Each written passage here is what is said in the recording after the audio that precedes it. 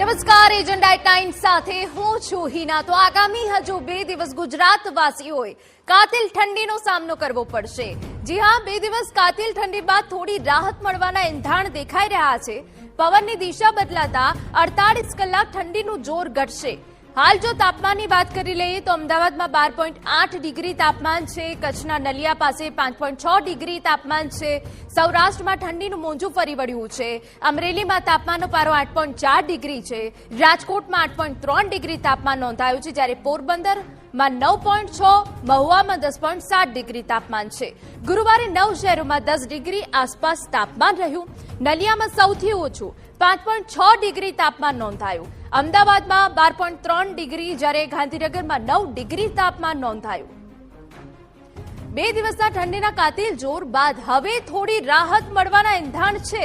પવનની દિશા બદલાતા 48 કલાક ઠંડીનું જોર ઘટશે તેવી આગાહી કરાઈ છે। હવામાન વિભાગ મુજબ આગામી 48 કલાક રાજ્યના મોટાભાગના જિલ્લાઓનું લઘુત્તમ તાપમાન 2 થી 3 ડિગ્રી સેલ્સિયસ વધી શકે।